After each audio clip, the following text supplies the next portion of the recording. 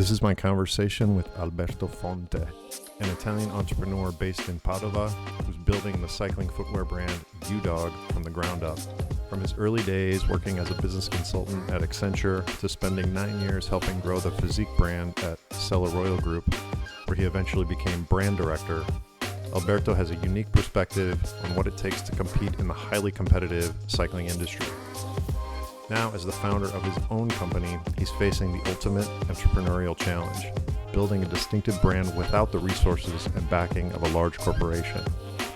In this candid discussion, Alberto shares the highs and lows of his journey, from innovating in product design, including creating one of the first gravel-specific cycling shoes, to navigating the harsh realities of cash flow and supply chain disruptions. And an honest look at what it really takes to compete as a small player in a market dominated by giants, and why being nimble and willing to take risks might just be the greatest competitive advantage of all. This is the Business of Cycling podcast. Alberto Fonte, thanks for coming on today. It's really great to talk with you. I'm excited to hear an entrepreneurial story today. I love talking with entrepreneurs. I love talking with people who are building something, and to kind of see how you're in the full kind of battle of building a brand. And so that's really exciting for me to be able to kind of talk you through that, because this is ground zero for, the cycling business, someone that's building a business, building a brand from scratch. Like, it's not easy, as we know. So I'm excited to hear more about it. So maybe if we want to start off today, maybe you can just tell me a little bit about your background and kind of where you're from and where you grew up. Yeah, thanks for having me. And we start from the beginning and then we arrive at the end. You're right. We are building a brand under the hardest possible condition in the cycling market. But let's start from the beginning, right? So as you can understand from my accent and my name, I'm Italian, and I'm based in Padova, that is in the northeast of Italy, right in the middle, right in the mix of where all the majority of the Italian cycling company are based. So today I'm talking from our studio just outside Padova, close to the, let's say, Euganei Hills, a great area for bike riding. Starting from the beginning, basically I have economic studies.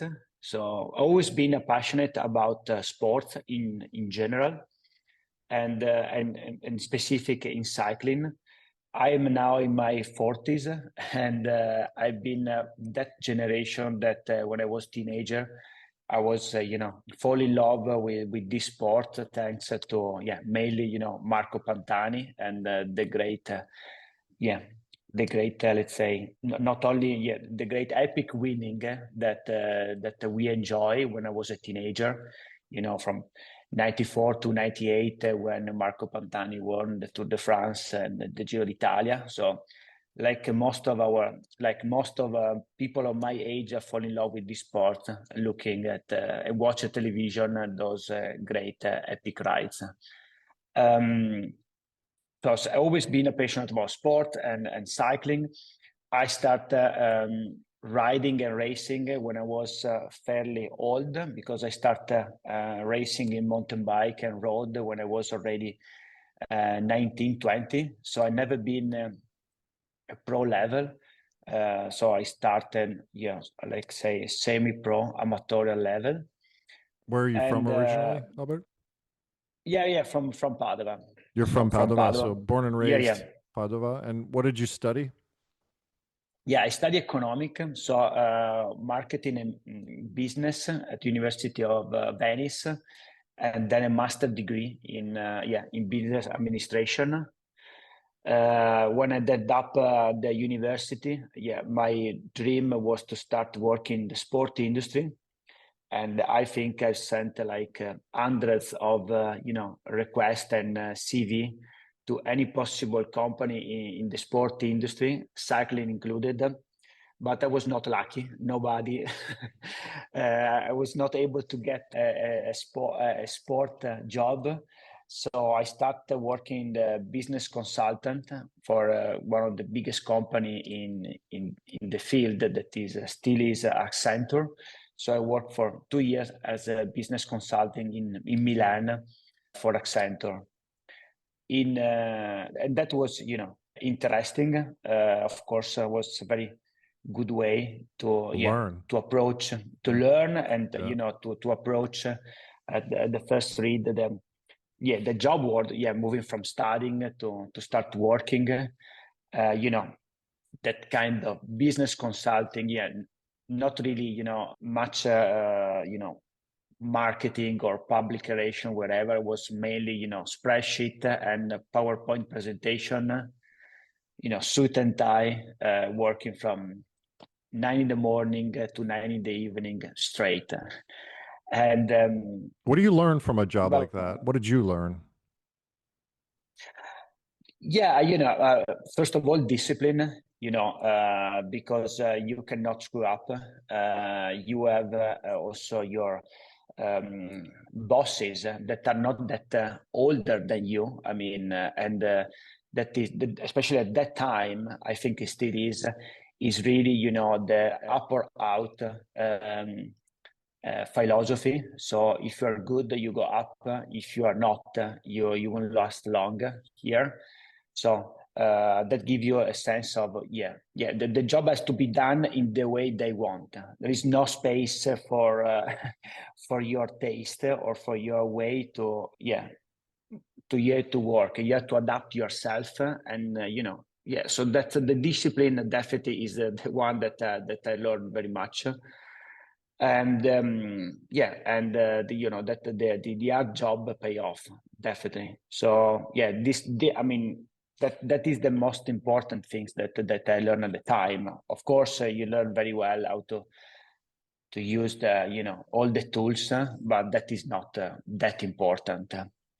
And then one last point that I would say, that is having to work with a mix of different people, let you understand that the teamwork, what the teamwork really means, because you are on a team where you find the people, that was just degree in, mathematics, physician, business, all the different background that get together. You have a very interesting mix of people that can provide a very good output. So in 2008, completely out of the box, I received a call from a small headhunter asking me if I was interested in a job in the cycle industry, if I was interested in doing an interview for a Selle Royal group, and that for me was the right moment to move from a consultant career to enter in a company career. And then in 2008, I joined Selle Royal, and specific, I was one of the first, probably the very first employee fully focused on the Fizik brand. So I started, sales and marketing, junior sales and marketing, just only for Fizik. There I spent 9 years, and at the time Fizik was a very small brand, mainly focused on saddles, OEM saddles, so saddles produced for the bike brands. And in 9 years, I mean, we had a beautiful journey. Not only, I was lucky to work with a group of very much talented people, and we grew a lot the brand. And the last basically the last years, from 2013 to 2017, I was the brand director, so I was in charge of the Fizik brand. And Does that that was does that also mean sales? Because I know in Selle Royal you guys have different roles than, I think, at least from what I've heard, the roles are a bit different than the traditional roles. So does brand director, you're responsible for everything, also sales? So at the first part, up until 2013, we co-manage basically Fizik. I was in charge of the product and marketing, and another guy, Gaspar Elicata, was in charge of the sales. And at a certain point, then I took over the full responsibility of Fizik, and he moved to the whole brand, and Gas moved to take Crank Brothers. Crank Brothers responsibility. He is now the CEO at Crank Brother. Hey, it's Wyatt here. So here's a stat that should get every cycling brand's attention. 65% of all product searches now begin on Amazon. Not your website, not retailer sites, Amazon. Here's a question for any brand managers or business owners listening. Do you know who's selling your brand products on Amazon right now? Chances are your distributors and dealers are already there. And if you're not actively managing that presence, you're losing control of pricing, brand story, and your customer experience. So my agency works exclusively with cycling brands, and we help build and manage their Amazon presence, from listing optimization to driving sales, as well as Amazon advertising. We've helped brands increase their revenue by 50 to 70% in just the first year. So if you're interested, you can drop me an email at wyatt@velomedia.io. That's wyatt@velomedia.io. Now let's get back to the show. Okay. So you're essentially, this is really interesting because obviously Selle Royal has a lot of resources. They're a huge manufacturer of saddles. And they also own the brands Brooks, Pedaled, Crank Brothers. Am I missing anything outside of Fizik? No, okay. Yeah, that's right. So you had a really good, can you just tell me in a few words, how did you guys grow that brand? Because it grew a lot during that period. And what do you think was done right during that time that you learned? Well, we had the clear vision. It was a very ambitious, because when I joined the company, again, it was a small brand, saddles, OEM saddles, and the big vision was to be the ultimate racing brand. So that is a very ambitious target, right? So, but that was the point we wanted to arrive, and clearly we had a good company behind our back that was willing to put money to invest. But then really we start with this vision how to get there. So the point was, okay, we want first to be, dominate. We need to get to the aftermarket. So we need to get a brand that people know. And we arrived at that point with some, kind of a very innovative project, and really, out of the box, spine concept. We have been one of the first company to talk about bike fitting. It was only Fizik and Specialized at the time that were, talking about bike fitting, and then some out of the box products. When we arrived there, we have been okay. Let's get to the contact point. So of course the saddles, but then we approach first the ends, with the handlebar tapes. Yep. And also and also the cockpit. At the time, the cockpit was not integrated on the frame, but was still handlebar stem, and so we approached that word. And then the last contact point was the shoes. There was a very long journey with a lot of things done right and a lot of things done in the wrong way, but we learned from every single step. And then after 1 and 2 trials that the shoes were not so successful, and finally we arrived at the point that we have been able to find the right way in terms of design, in terms of feature, in terms of production, that from 2000 10 years ago, 2015, and then we started really to get successful also on that product category. And then it was the brand. The brand really became more and more powerful, more and more interesting. We have been very unique in the way we communicate the brand, in the way we communicate with the colors. Always, we have been one of the first brands to really focus on the black and white, and very clean in terms of, it was distinct. And I think it was a communication language that hadn't really been explored before, it sounds like to me. Yeah, exactly. So it was a mix, of course, of being very strong on the marketing, very strong on the product, distribution, because also of Selle Royal Sure, Group, of course. You had a powerhouse, strong distribution is so important. It's so unbelievably important. Nobody talks about it because it's such a boring and hard thing to do, right? yeah, So distribution is so hard. yeah. And then, it sounds, very.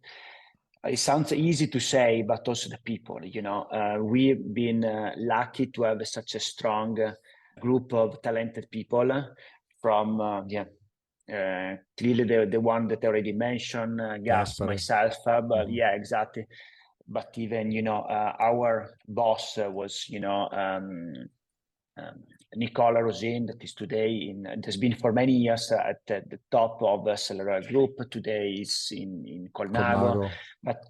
but then all the the mid, low, let's say, managers that were working with us. There was really a strong group of talented people that today you can find also in other important position within the cycle industry. So easily you can find Pirelli, Rudy Project, PMC. We're a strong group of people, so that was very nice to work with, and where of course you learn a lot. Sure. Okay. And so this sounds like an amazing experience. We could talk about it more. I know we've got some other topics to Yeah, go into, but yeah, um exactly. but so you were there. It sounds like you were able to see and help and be part of a huge and successful project with Fizik and helping the Selle Royal organization kind of grow that. And then after Fizik, where did you go? So after Fizik, I had the possibility to join probably the most prestigious brand in cycling, that is Pinarello Bikes. Right at the moment when Pinarello was bought by the LVMH investment fund, El Catterton, and that was an opportunity that I could not miss. Sure. So and so I took the position of sales director at Pinarello, and that was again another unique experience, because working in the cycle industry for almost 10 years at the time, you had the possibility to only and in in components and accessories, when you had the possibility also to start working in the bike as a product itself. It was really fascinating, and and of course it was unbelievable experience. Different companies, of course, not only in terms of products but in terms of organization, in terms of DNA compared to Selle Royal. So it was a really interesting experience, and the time working side by side, spending so many hours with Fausto Pinarello, started to feed inside me this entrepreneurial DNA, and that and start really building the dream inside me to be one day in the cycle industry, but to be an entrepreneur. And I think that is also a key element to arrive where we are now. So at Pinarello, what was your role? I was sales director, Sales. Okay. sales director. But it was a company that was really moving from a very successful family business to what is a business owned by the biggest private equity in the world. So it was a big change. You can imagine also from inside what an incredible transformation it was. So it is not only the role you have in the business card, but we are doing much more than that. So it was a sales, but then was very much involved with with the business development and with marketing, because They all work we together. always they all work together. And when you are, let's say, selling under brackets, when you are selling Pinarello bikes, it's not pure selling, it's a pure experience. So that was, very, very interesting. I recently, I talk with enough people and we talk about, this is something that kind of came up, and it's the triangle. I don't know what they call it. One of my clients, we were talking about this, but it's like the triangle of sales, product, and marketing, and how they have to work together. They have to be in sync. And if they're not, you've got a problem. So you're at Pinarello, and then you land at Cask for a time, right? Yeah, right. Then it was, I started to build the idea to start my own company. You did. And was this something that you were doing on your own, or did you have someone that you were kind of working with, like a partner? Yeah, at the beginning was, the idea was on by myself, the idea was, to start, fast forward. If we look at 2020, at the end of 2020, when I decided to start my company, to find my company, I had to find, also some partner. And today I have two partners inside the company. One is my brother and another person. So, but, when you start the process to build your own company, is something that started in my own mind, and along the journey, I thought it was important to have someone else beside me, and that is how I end up to have partners, and not only myself 100%.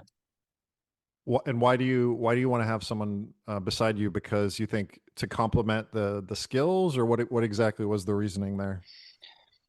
Yeah, to complementing this, one is my brother. Beside the family, beside to have this family link, and beside to have some kind of someone that can take the control if something goes wrong, because always you have also to consider that if something goes wrong, we taking the control of the company, and even to help my family to move forward. So having my brother was having this family link, but considering also that is the financial person in the company, the one that has that has the connection with the banks and with everything that is financial related, is something that really complement my own skills and my own competence in product marketing, sales, Sure. and cycling in general. That was the missing part. And the other partner is really, a coach, a person that is, much older, not much, but older than me, is able to, is managing bigger companies. So it's like a mentor and coaching, the kind of person that when you are not sure to do something, or you are not willing to take that risk on that investment, is a person that can help me to say, yes, do it, or let's wait, let's take in consideration these other aspects. So yeah, I've been lucky to have these two persons beside me, one for the financial part, and one that is really mentoring and coaching in this venture. So I have to ask, this is just like, when you start this company, and we'll leave COVID aside, but can you just explain like the logistics of starting a company? So you literally sit down and you're like, okay, we need X amount of euros to get 6 months of life. And like, how did you guys think about this? Like, we need this much money, we need this many products. And then if we're going to take one big shot at it. And if we get to a certain point and we've got some more money in the bank, we can continue. Like, is that the way that it actually happens? Because I've never talked to someone on the podcast who literally started a company from zero. So how does it work? Can you go into that just a little bit from like a kind of a macro lens? Is that kind of what it looked like? Yeah.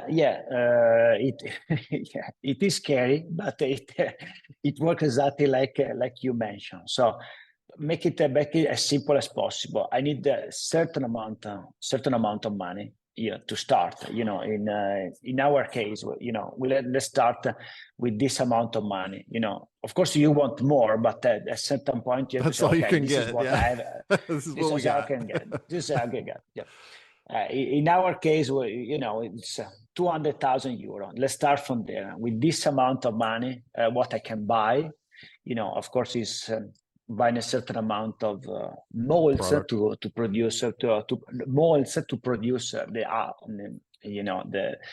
outsole of the shoes. So you have certain investment. So that part of this money we're going to the investment, and then with this, with this personal investment, I can ask a certain amount of money to the bank to purchase the product, and then we expect the products we purchase to be sold in a certain amount of money and start to generate Business plan. and start to generate cash. Right. So you can pay yourselves. And so you guys, you had how many products to start? Yeah. We started with 2 road shoes. Okay. So with 2 road shoes in 2 colors. So we have a total amount of 2 models in 2 colors. So a total of 4 products. Right. In 10 sizes. And then you start with. I'm sorry, I keep interrupting, but this is so interesting. Yeah. So did you guys think that D2C was going to be a big part of it, or did you think that stores were going to be a big part of it, or was it a mix? Good question. First, I want to tell you, I started the company at the end, I decided at the end of 2020, and the company was founded in January 21. What is the click? I had 2 click on my mind that make me change. Okay, let's start now or never. And one was related to the COVID. So the fact that we start working from home. So I was not looking at the business point of view, but the cost saving point of view, because a startup is made out of sales, but also you have to look at the cost. So one was the fact that we started, everyone in the cycle industry, but not only, we started working with on a video call like we are doing today. That is something that before COVID was something that no one was doing. So the fact that we can start working from home and not, visiting clients, visiting potential customer, prospect, factories, for a startup, imagine cut completely all the travel cost was something that was a first click for me. And the second was the D2C. Back to your question. The fact that my previous business plan when I started working, building a website was extremely expensive. Sure.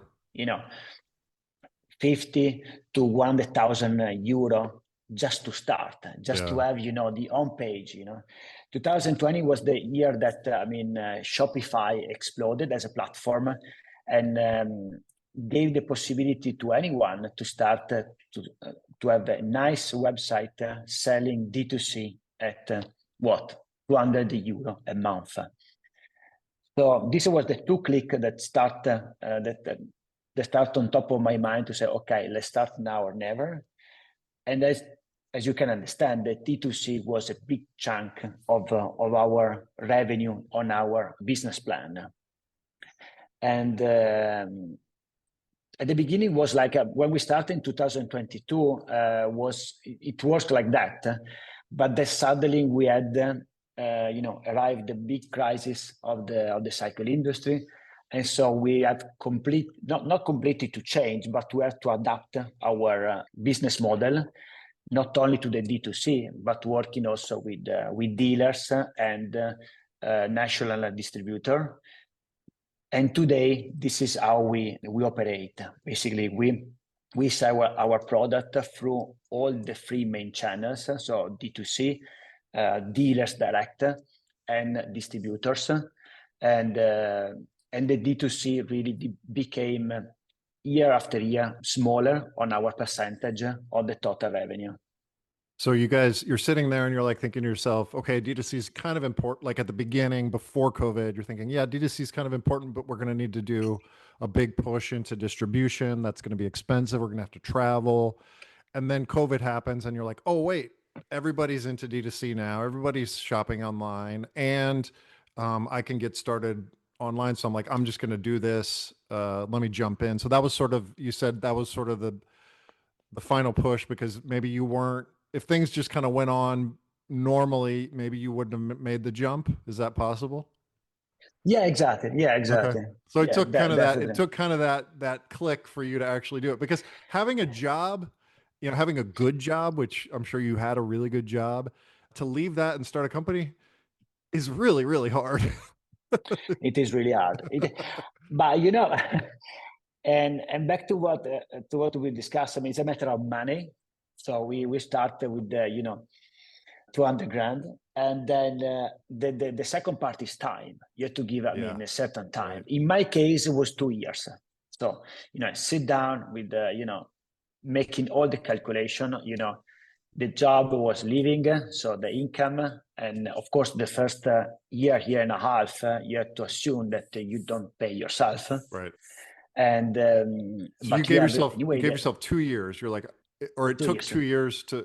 No, I don't understand. The 2 years to do it, or the 2 years you wanted to give yourself 2 years to try it. I gave myself 2 years. I mean, my personal finance gave me 2 years time Okay, to to live, make it work, to survive, to make yeah, to to or I can make starve. money. 2 years to Yeah, starve. I can survive 2 years with the Okay. money I put in the company, with the Yep. money I Your need own to money. survive. Yep. If I Yep. own money, I say, okay, at 2 years time, or this crazy idea works in 2 years and I can be paid something, or I need to be back what I was doing. So that was was the plan. The That plan. Yep. Okay. No, there was. that's super interesting. So you do this, you have an idea. It sounds like you had plenty of experience. If anybody can pull this off, you've got the experience to do it. So you take the shot back at the end of 2020 and 2021, start at 2021. So you start doing it. And now we're what, 5 years on? In the market is 3 years and a half. 3 years and a half. My personal is 4 years and a half. Yeah.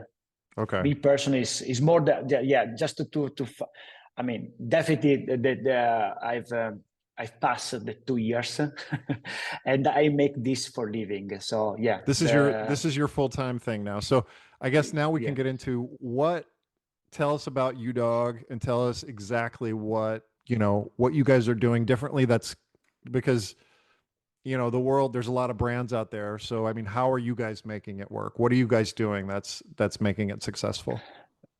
Yeah, that's we start. I mean, sometimes I have this speech, my storytelling. They say, "Yeah, we are a young company because probably we are in the market. If you walk in a shop, probably we are and you find our shoes. Probably we are, in terms of age, the youngest brand out there by far. But there is a lot of experience behind it. I'm not. I am a startupper, but I'm not.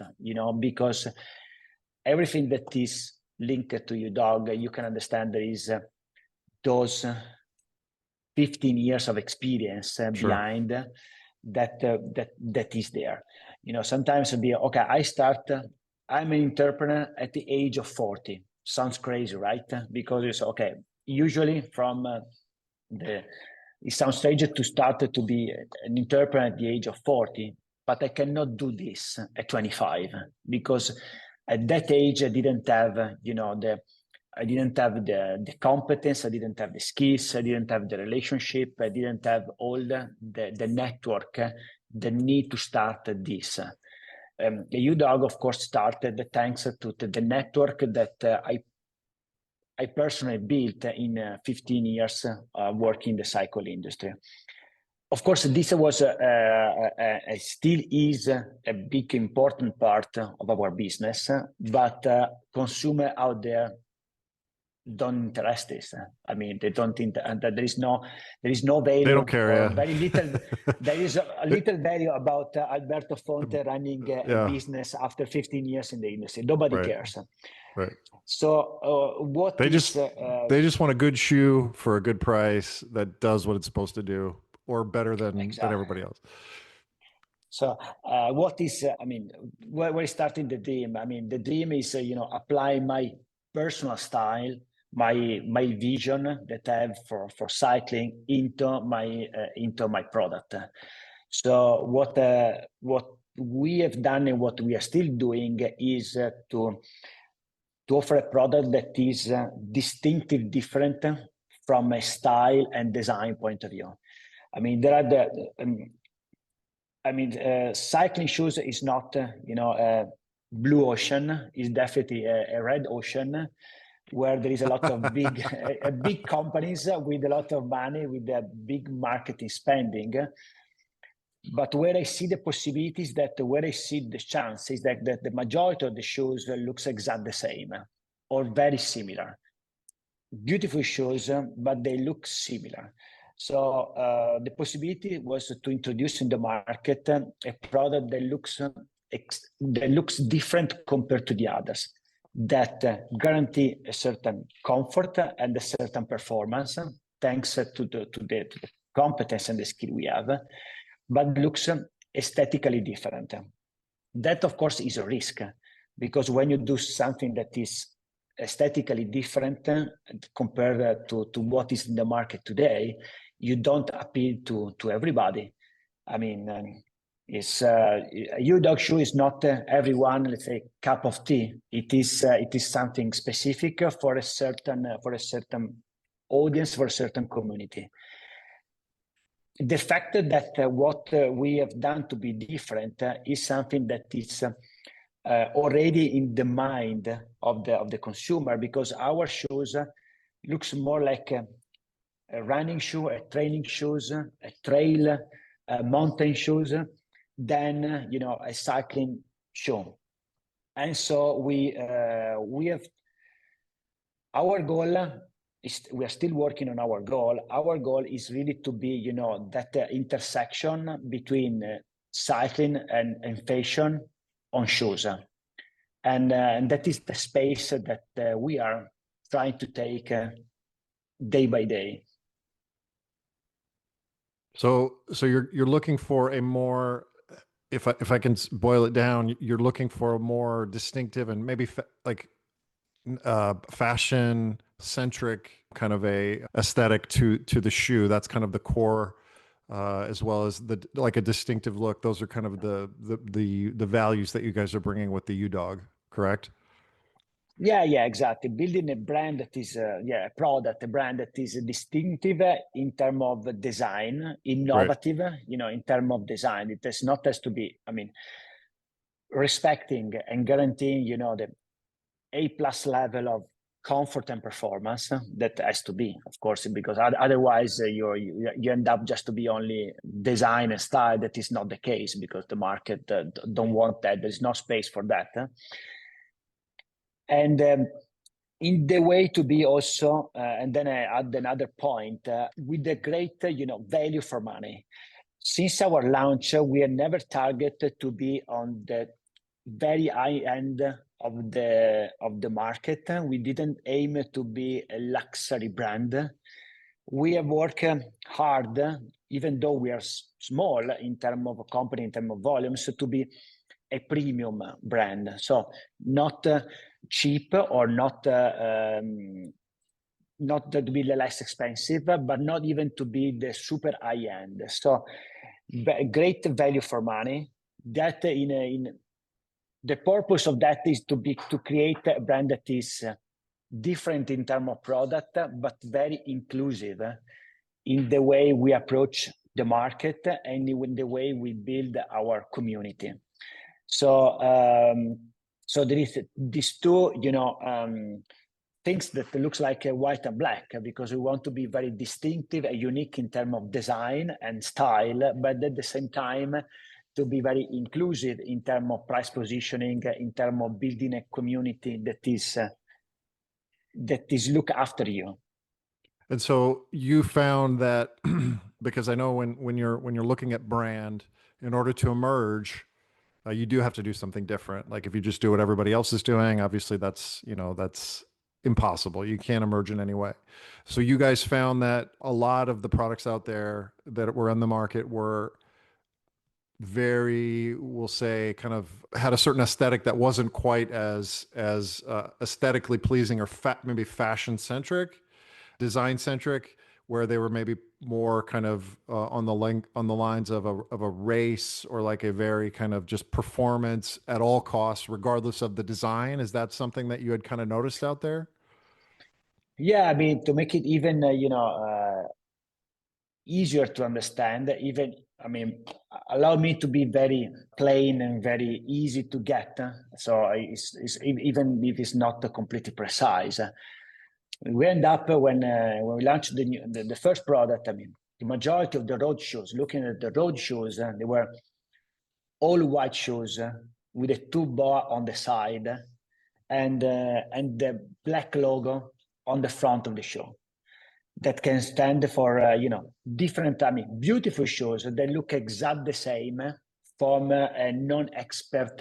Sure. So you found that eye, there was like a lot of similarities out there, and that there weren't a lot of distinctive designs. And the price of these shoes, they were from €300 up.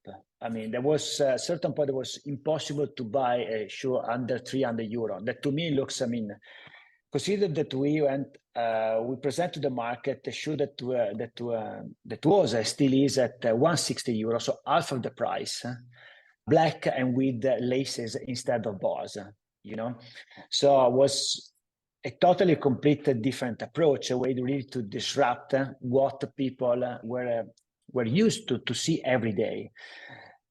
This was not, I mean, and that of course allow us to be very visible on social media, on the shop, because when you have this big wall of the shoes look exactly the same, and you have one product that stand out, you might like it or not, but for sure it catch your eye. And that is also what happening, when we launched the shoes. So we have a great coverage from all the medias. I mean, all the international medias were really, I mean, happy to cover and to give coverage and to talk about our product and our brand, not only for my personal story that might sound interesting for some from some media, but especially for the product that is visually different compared to the others.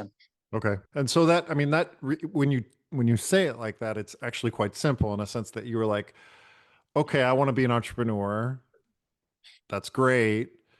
But there needs to be a lot of things that can happen for you to actually become an entrepreneur, right? There has to be experience, which you had. There has to be money, which you were able to find. But then you have to find something in the market, a need in the market, which hasn't been satisfied. And you felt like you did find that, in a sense that shoes were looking kind of a lot of the shoes were looking very similar, and no one was doing anything very, we'll call it, different. You found that there was some kind of homogenizing of the designs. So you guys made this bet, and it seems to be paying off. Are people kind of chasing you now, I presume? What do you mean for chasing? I mean, like have people started then copying, or are you seeing that brands are now kind of finding your success and saying, "Oh, okay, maybe we can try this as well"? Of course, I mean, I don't want to sound. I don't want to sound arrogant, and I want to sound as humble as possible, definitely. But in some way, yes. If you guys found some areas that weren't being explored, obviously brands are going to react. Yeah, exactly. In some way, yes. This is the reason why we needed to innovate I mean, that was the beginning. And now, when we present the first shoe, I mean, only few shoes were with the laces out in the market. And then we were one of the few, and probably two or three brands were offering lace up shoes in cycling. Now you can see every single brand is having that kind of model in the collection, and then of course the way we approach the market to be a bit different and to try to be different. I can see that. Yeah, I can see that. Of course, not from day one, but we have presented also a very important product that for us is a core product, not on the road but on the gravel. So we were the first shoe brand to introduce a gravel shoe. Okay. Because I mean, up until we presented all gravel shoes, they were basically mountain bike off-road. And and every company out there were presenting, gravel as an off-road mountain bike. So it was that makes sense. I mean, it's, the SPD pedal is off-road, is a mountain bike. So you go on the gravel, you pick a mountain bike shoe. What's the purpose to have a gravel specific shoe? And and a year and a half ago, we presented a specific gravel shoe with a unique design that is very much inspired to the trail, to the mountaineering, with a very specific outsole for gravel. And again, we were able to have something very distinctive up there. Again, like it or not. So I'm not saying that everybody liked our product, very distinctive. And we can see also again that, as you said, other companies are chasing in terms of look and in terms of way to present and to market a product that is not anymore off-road, but is gravel. Just to make one more analysis on that is the fact that those that are chasing are much bigger and stronger than what we are. So we are still in the phase that we have to innovate and find a new way to communicate, a new way to be distinctive every 6 or 9 months. Well, yeah, that's sort of your that's the advantage that you have as a small organization, right?